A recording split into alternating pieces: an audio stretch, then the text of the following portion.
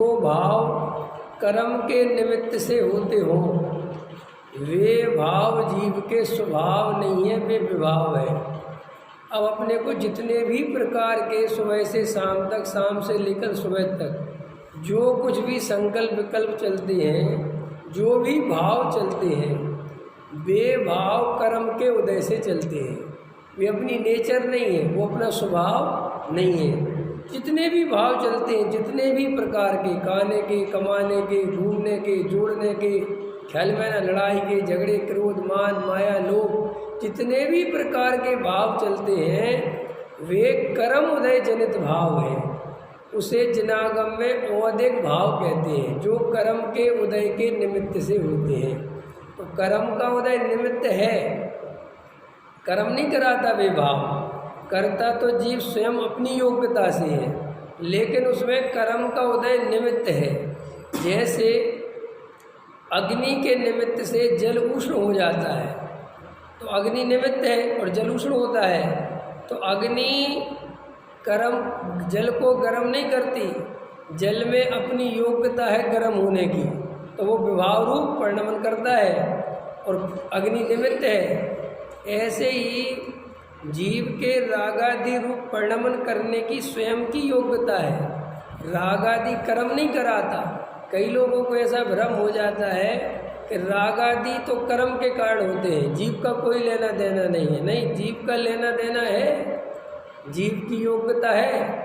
कर्म के कारण जीव में अगर रागादि हो तो पुद्गल में क्यों नहीं हो जाते, अन्य द्रव्यों में क्यों नहीं हो जाते?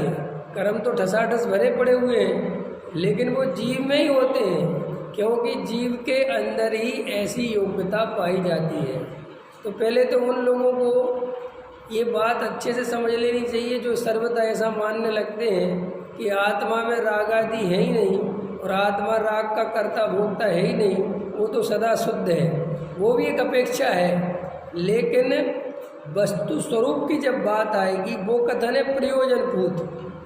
देखो, दो तरह से कथन समझना, ये बहुत इम्पोर्टेंट बात है, जीवन भर काम आएगी और फिर कभी परेशानी नहीं होगी।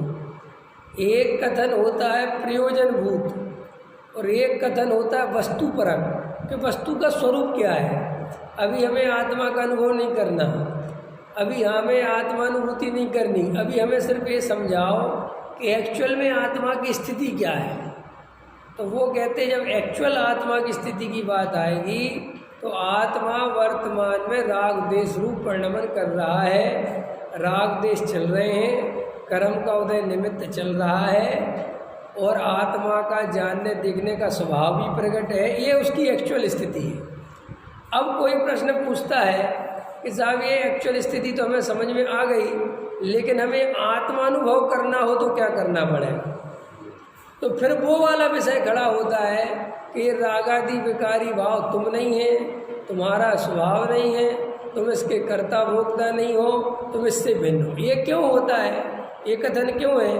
क्योंकि तुम अपने को रागादि वाला देखते रहोगे, राग का कर्ता धर्ता देखते रहोगे, तो फिर तुम ज्ञान स्वभावी आत्मा का अनुभव नहीं कर पाओगे, क्योंकि वहाँ से दृष्टि नहीं हटेगी।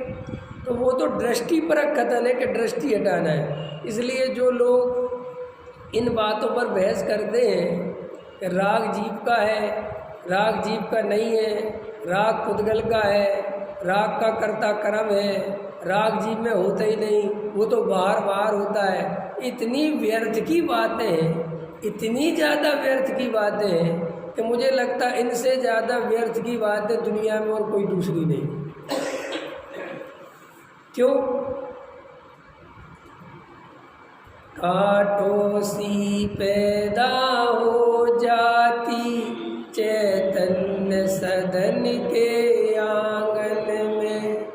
ये कोई वस्तु स्वरूप नहीं है, न कोई आत्मा का आंगन है, न कोई आत्मा की किचन है, न कोई आत्मा का बेडरूम है। लेकिन एक कथन करने की एक कवि की अपनी एक शैली है कि वो रागादि विकारी भावों को हे मानते हुए उनको उपाधि नहीं मानता, उनको अपना स्वरूप। तो वो कहते साहब जैसे आंगन बाहर होता है, आंगन कहाँ होता है? घर के बाहर होता है। ऐसे ये रागादि विकारी भाव आत्मा के स्वभाव में नहीं है, ये तो बाहर है। अब कोई आत्मा में आंगन खोजने लग जाए, कोई आज ऐसा समझ ले कि साहब राग आत्मा के 2-3 पार्ट्स होंगे, ये अंदर का पार्ट्स, ये बीच का पार्ट्स, ये बाहर का पार्ट, ऐसा कुछ नहीं है, ऐसा बिल्कुल भी नहीं है। जहाँ राग है वहीं ज्ञान है, जहाँ राग रूप परिणमन हो रहा है उसी जगह ज्ञान रूप परिणमन हो रहा है। अलग अलग प्रदेश नहीं है कि जे राग के प्रदेश रहे और जे ज्ञान के प्रदेश रहे। जैसे बिल्कुल जैसे नींबू, चीनी, नमक एक ही पानी में घुल मिल गए हैं। चीनी का स्थान अलग नहीं है, नमक का स्थान अलग नहीं है, पानी का स्थान अलग नहीं है।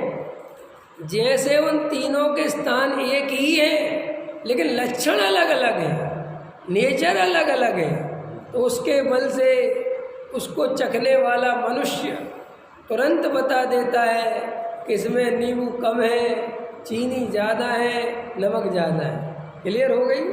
तो कोई के साहब नमक अलग होगा, लक्षण भेद से अलग है, तो वहाँ खोजने जाओगे ये रहा नमक, ये तो ये कुछ नहीं मिलेगा वहाँ।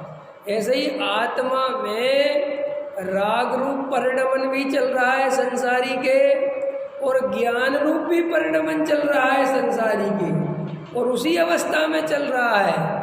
लेकिन राग है विभाव, ज्ञान है स्वभाव, और राग का अनुभव करने से होती है आकुलता और ज्ञान स्वभाव का अनुभव करने से होती है निराकुलता।